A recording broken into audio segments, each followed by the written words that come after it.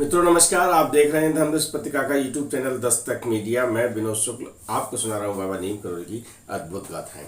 अद्भुत गाथाओं की श्रृंखला में आज हम आपको ये बता दें कि आज तो कई लोग हैं जो कथाएं सुना रहे हैं, लेकिन महाराज जी के बारे में नित्य नित्य नए प्रसंग पहले कौन सुनाता था। इस संबंध में महाराज जी के अनन्य भक्त डॉक्टर रिचर्ड एल्पर्ट, महाराज जी ने जो नाम दिया था ना रामदास के नाम से हम लोग परिचित हैं, उन्होंने लिखा है कि महाराज जी की गाथाओं को सुनाने के लिए केवल एक ही महाराज जी का अनन्य भक्त था और उनका नाम है सुधीर दादा।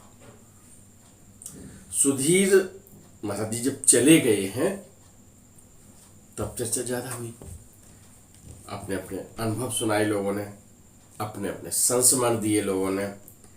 उनमें से कुछ ने ये जान लिया कि साहब महाराज जी तो चले गए, अब कोई बात नहीं है, लेकिन प्रोफेसर सुधीर मुखर्जी ने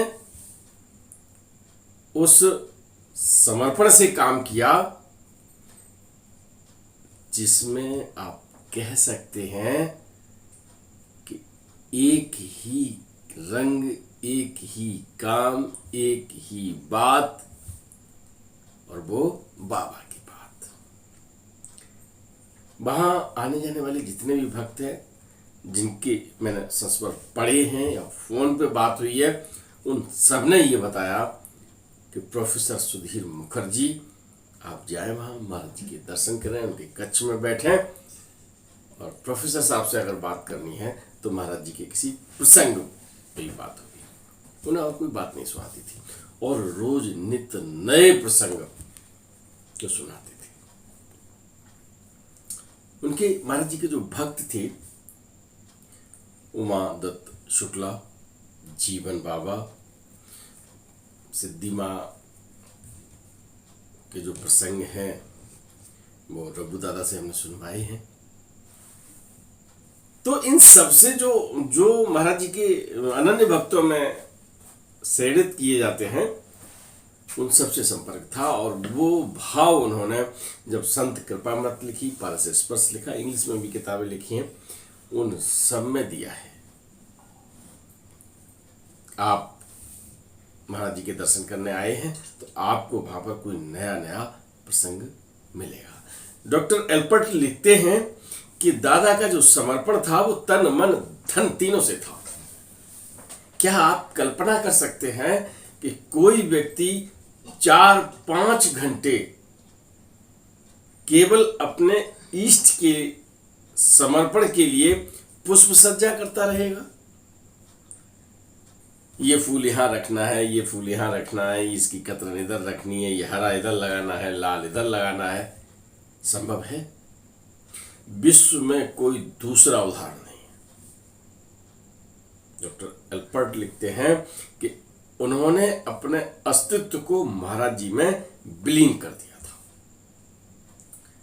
सेवा का मामला मैं आपको पहले बता चुका हूं कि महाराज जी ने अगर एक आदेश दिया कि दादा प्रसाद लाओ, दादा प्रसाद लेने चले गए, और अगर बीच में कह दिया दादा पानी लाओ, तो वो प्रसाद वाला कैंसिल, पानी वाला चालू।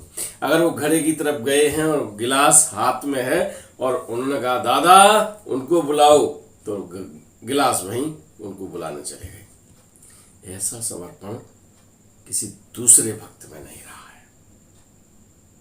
मैं तभी कहता हूं कि अगर एक उंगली में अगर आप गिनेंगे महाराज जी के भक्तों की, अगर एक क्लासिफिकेशन करेंगे, उनमें इसी में कोई ना कोई नंबर हुआ, क्योंकि दादा पूरी तरह से बाबा में मन बन गए थे और उनकी जो अविचल श्रद्धा, कहीं विचलित नहीं होते थे।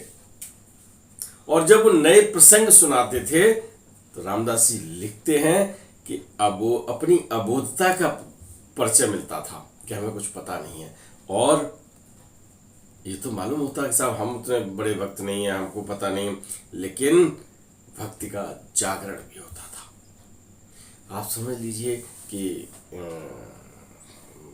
महाराज जी के बारे में रामदास ने भी बहुत किताबें लिखी हैं, बहुत काम किया है, और उनके विचार आज मैंने ये सुनाए, क्योंकि नए प्रसंगों को जानने के लिए हमें क्रियाशील रहना पड़ता है, और दादा बाबा में बन के पूर्ण समर्पण में पंचतत्वों के पीछे चले गए, है ना।